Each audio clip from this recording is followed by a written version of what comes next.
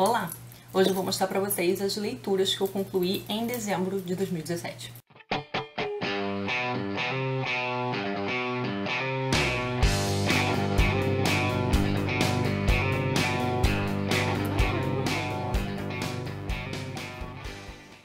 Cara, dezembro foi um mês muito produtivo aqui no canal. Eu tava assim muito focada porque eu li 9 livros. Se eu não tô enganada, a conta é essa, foi muita coisa. E além disso, eu publiquei 12 vídeos aqui no canal. Então foi tipo foco total. E dezembro costuma ser um mês complicado pra mim. Porque é um mês que tem confraternização com amigos, com colegas, tem festinha, tem compra presente, tem os feriados. Mas assim, não sei o que me deu, gente. Saí lendo a livrarada toda, dentre eles um livro grande. Então vamos começar a mostrar. Bom, comecei o mês lendo essa delícia que é Bordados, da Marjane Satrapi. Esse ano eu já tinha lido Persépolis por Leia Mulheres. Conhecia a história do Persépolis porque vi o filme, mas ler foi pela primeira vez. E o Bordados ele é um pouco diferente do Persépolis. O Persépolis ele é mais histórico, né? E também, de uma certa medida, ele é um pouco mais didático, porque ele vai nos ensinar um pouco aí sobre a história do Irã. E aí ele acaba tendo, assim, uma importância mesmo histórica grande. E até também porque ele trata um pouco, assim, de condição da mulher. Esse aqui também vai tratar de condição da mulher, mas com um tom mais íntimo. Porque o Bordados é como se fosse uma roda de chá entre mulheres. É isso que a Marjane coloca aqui. Essas mulheres são ela e as mulheres da sua família e algumas amigas próximas. E elas então vão falar um pouco sobre os seus hábitos, os seus relacionamentos. A gente vai conhecer então um pouco mais sobre relacionamentos no Irã ou com iranianos e sobre a intimidade dessas mulheres, né? Sobre os hábitos de vida privada deles. O livro é muito, muito interessante, eu gostei muito. Eu sei que a Marjane tem um outro livrinho chamado Frango com Ameixas, que agora estou louca para ler. Espero que esteja disponível, porque esse aqui quase pulou em cima de mim na livraria e eu amei, amei, amei. Gostei demais. Se você já leu Persépolis, eu recomendo muito que leia Bordados. Ainda que tenha essa diferença de abordagem. Bom, depois eu li um livro que me deu, assim, sentimentos contraditórios, mas que no fim eu gostei de ler, que foi o Nossas Noites, do Kent Haruf. Foi um livro que eu gostei de ler, gostei muito da história, mas não gostei muito do texto. Achei o texto meio secão, assim, meio pobre.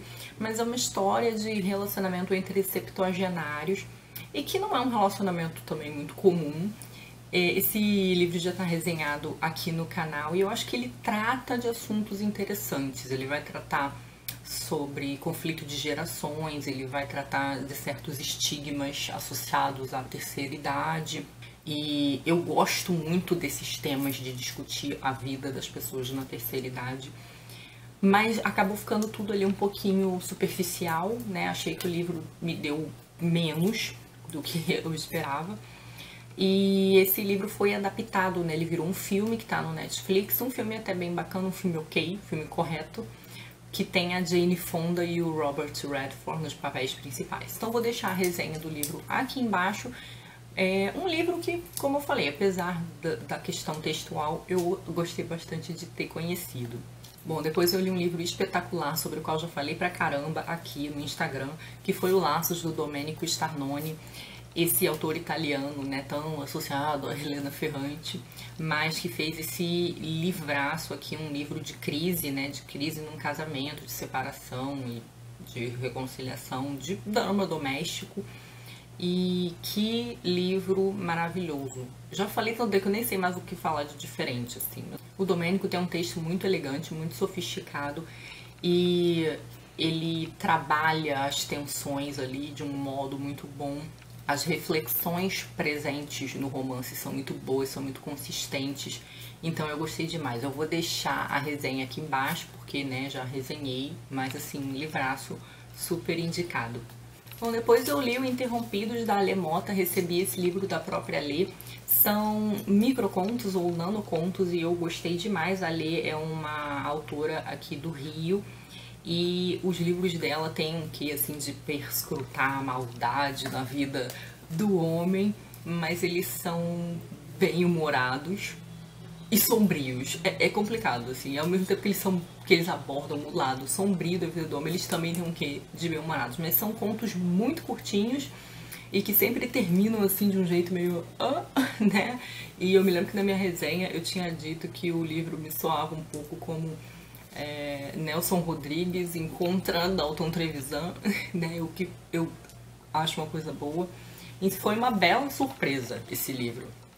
Foi um livro assim que surgiu aí também no finalzinho do ano e que eu adorei ler. Me diverti muito, gostei demais. Muito obrigada, Lê. Vou deixar o vídeo então sobre ele aqui embaixo. Depois eu li um livro super diferente, né? Um livro que eu encontrei por acaso numa loja, que foi a Traidora Honrada, da Tove Jansson. A loja em que eu encontrei esse livro não é uma loja famosa por vender livros, é uma loja que vende coisas para casa, então realmente foi super inesperado. Nunca tinha lido nada da Tove Jansson, nem sei se tem outras coisas dela traduzidas no Brasil, acho que não, acho que só esse aqui que saiu pela Autêntica. E que livro curioso, assim, porque ele tem uma estrutura assim meio de suspense, mas no fim você descobre que ele é uma fábula e ele tem toda essa coisa de parecer mesmo uma fábula. Ele tem uma estrutura muito parecida com fábulas escritas para crianças, mas ele não é um livro para crianças, ele está tratando de outras coisas. Livro com um final super inesperado. E ele vai contar a história de duas mulheres que são bem diferentes. Uma moça de 25 anos, chamada Katri, e que é muito assim, prática, muito seca, não é de muitos amigos, mas que ainda assim ajuda bastante a sua comunidade. E essa outra moça chamada Ana, que ilustra livros infantis e que está mais associado assim ao lúdico, né, a ser gentil, a ser simpática. Né, cria uma contraposição ali entre elas duas e elas vão acabar de uma certa forma num embate mesmo, elas vai se intensificar a convivência entre elas e elas vão ter que fazer uma disputa por espaço ali, mais ou menos. Mas é um livro esquisito, mas é um livro que eu gostei muito de ter lido e de uma autora finlandesa. Eu nunca tinha lido um finlandês antes, não que eu me lembre, e eu gostei bastante, já tem vídeo, vou deixar aqui no box de informações. Bom, depois eu li um livro sensacional. Também um livro diferentão. Esse foi o mês dos livros diferentões, que foi o Argonautas, da Meg Nelson. Já tá resenhado aqui. Um livro que mistura gêneros. É memória, mas também é teoria, também é ensaio. Um livro onde a Meg vai falar de família, de famílias fora do comum. E vai falar também dessa coisa de situações, posições e existências que não se enquadram em esquemas binários, então estão ali num entrelugar, são uma coisa, mas são outra. Um livro muito interessante mesmo, que eu adorei ter lido, muito intrigante, um livro que me deixou pensando muito tempo sobre muitas coisas, isso sempre bom, tá? Então chequem aí a resenha se vocês se interessarem, porque é um livro muito interessante. No Kindle eu li 2 livros, o primeiro deles foi o Macbeth, Tragédia do Shakespeare. Eu tava super chateada de não ter lido nada do Shakespeare esse ano, então eu corri e encaixei o Macbeth, que é uma das minhas tragédias favoritas e que foi fácil porque é uma tragédia curta. E que tragédia maravilhosa, gente. Não vou falar muito sobre ela aqui, embora eu acho que boa parte de vocês deve conhecer a história, né? Tem a ver ali com um barão escocês, que depois vai virar rei, e que tem a ver com umas previsões de umas bruxas. Mas enfim, uma tragédia muito interessante sobre ambição e sobre culpa, né? Também sobre a presença do mal na vida do homem. Então, assim, uma peça que eu sempre recomendo para quem nunca leu Shakespeare e tá a fim de conhecer. E que eu li nessa tradução da Bárbara Heliodora, nessa edição da Autêntica, que tá com a capa do último filme, da última adaptação para o cinema. Eu já tinha lido o Macbeth antes, na tradução do Carlos Alberto Nunes e na tradução da Beatriz Viegas, então dessa vez, para reler, eu decidi fazer com a tradução da Bárbara Heliodora, que é uma das melhores traduções, na minha opinião. Então, vou deixar o link aqui para vocês checarem lá. Bom, no Kindle também, no feriado de Natal, eu li Os Homens Explicam Tudo Pra Mim, da Rebecca Solnit. Vi bastante gente falando, li também muita gente comentando esse livro. Eu tenho outros livros da Rebecca que eu tenho mais interesse de ler. Livros que eu fiquei sabendo, ouvi falar sobre eles há mais tempo. Mas eu gostei de ter lido esse livro, embora não tenha sido um livro que eu tenha achado assim sensacional. A Rebecca Solnit é historiadora e jornalista, ela escreve vários ensaios, e esse livro ele é uma coletânea de artigos, né, que foram escritos em diferentes momentos da carreira dela, e então foram reunidos aqui com esse título que diz respeito ao primeiro texto, que é Os Homens Explicam Tudo para Mim. Esse texto é muito interessante, embora não seja o melhor texto do livro, e ele é um texto sobre uma experiência dela, que é uma experiência que acho que várias mulheres já passaram, de que um homem começou a explicar para ela sobre a área de pesquisa dela mesma. Então o homem começou, ele perguntou o que ela fazia, ela falou que era escritora, ele perguntou que tipo de livro que ela escrevia, ela falou, e aí ele começou a indicar para ela, enfaticamente, um livro que era o livro dela mesma. E aí ela vai falar um pouco dessa experiência, que é uma experiência pela qual eu já passei algumas vezes. Eu acho que as mulheres se identificam com essa experiência, mas é um texto assim até meio bem-humorado, assim, não é dos textos mais densos dessa coletânea, não. Até porque a maioria dos textos dessa coletânea não é mesmo muito densa. Mas ela tem uns outros textos aqui sobre feminismo, então esse é um livro interessante para pensar, para se informar sobre as principais agendas do feminismo contemporâneo, né? Então ele serve como introdução. Mas ele para mim não foi melhor, porque eu acho que ele não responde algumas das principais perguntas que eu tenho em relação a agendas feministas. Eu acho que são as questões mais espinhosas, mais difíceis, ele não se aprofunda nelas. Mas ele também é um livro que vai falar um pouco sobre política, ele vai falar sobre silenciamento feminino, não só sobre o mansplaining, mas sobre silenciamento feminino, seja no discurso, ou seja na própria vida com a violência, né? Vai falar sobre novos termos que surgirem, como esses termos servem como instrumento até para conseguir se expressar e se defender. Então eu vou falar desses termos, né? O mansplaining, o gaslighting, e termos até bem mais que para nós de hoje é até mais antigo, que é o do assédio sexual, né? E de como ter esses termos foi importante para as mulheres começarem a conseguir se defender e também discutir os seus problemas. Ela também vai falar um pouco de política, de relação de dominação e exploração entre países e continentes. Ela vai fazer essa associação a partir de reflexões de dominação e exploração de homens com mulheres. Não necessariamente exploração, mas talvez opressão. Mas o meu artigo favorito é um que chama A Escuridão de Virginia Woolf, e que é um artigo onde ela vai falar de crítica. É o mais bem escrito, parece que é o que ela estava mais inspirada, que é um texto ótimo que eu amei ter lido. Ela vai falar um pouco sobre a leitura que ela faz da Virginia Woolf, a leitura que a Susan Sontag faz da Virginia Woolf e a leitura que ela faz da leitura da Susan Sontag sobre a Virginia Woolf, mas enfim, um texto muito interessante sobre crítica e que me lembrou muito um pouco o que a Helena Ferrante fala sobre Frantumália, né? Porque essa escuridão da Virginia Woolf seria um pouco aquilo que é muito complexo e que a gente ainda não consegue exatamente definir. Aquelas coisas para as quais a gente não tem resposta ainda fechada, né? E ela vai falar um pouco sobre a reflexão em torno dessas coisas.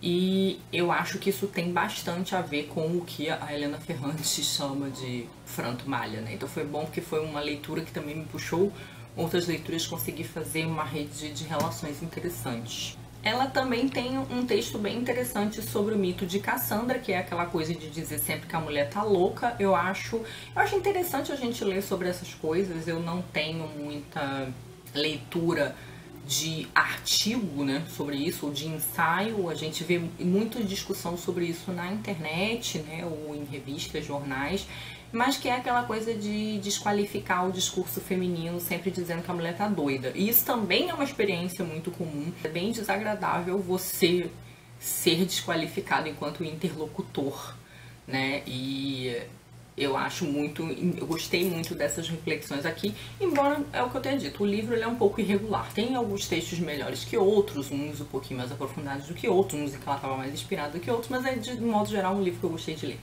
Por fim, terminei de ler um livro Ai, que eu fiquei muito feliz por ter terminado e que é um dos livros da lista que eu tinha feito, mas que eu não consegui dar conta, que foi a dos 5 calhamaços para 2017, que foi o Idiota. Então, dessa minha lista de 5 calhamaços, eu só consegui ler 2, que foi A Montanha Mágica, uma releitura, e o Idiota dos Dostoiévski. E eu fiquei muito feliz, gente, porque assim, Dostoiévski é um autor que eu amo ler.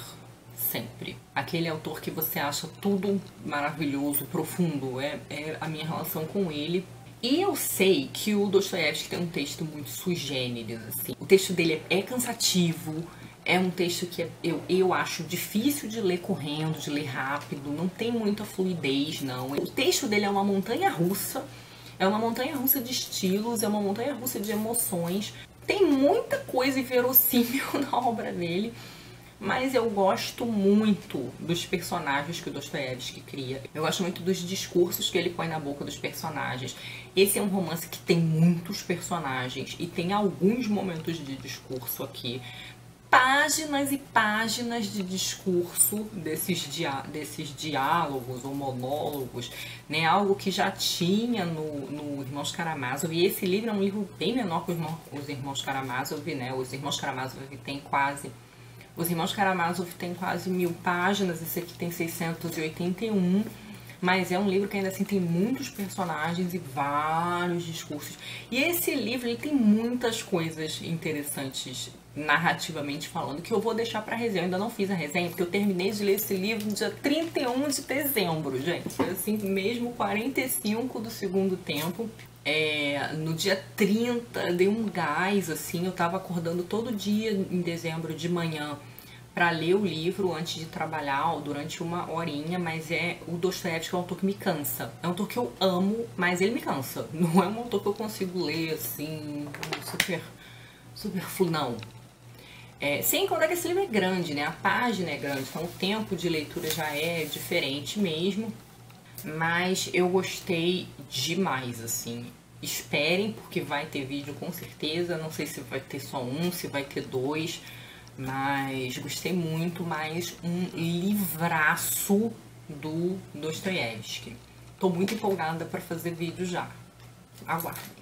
Mas para quem não sabe, a história do Idiota é a história do príncipe Mishkin, que é esse rapaz que é epilético. Até essa coisa de chamá-lo de idiota é um negócio que me intrigou muito. Porque o Mishkin, ele é epilético. E o Mishkin, ele não parece ter exatamente problemas cognitivos. Porque eu achava que ele era chamado de idiota porque ele tinha algum problema de desenvolvimento cognitivo. Ele tem umas diferenças, assim. O Mishkin é como se ele fosse muito ingênuo. E ele não pesca sempre, eu acho, as maldades das pessoas. Algumas vezes ele pega, noutras não. E isso é muito intrigante quanto construção de personagem.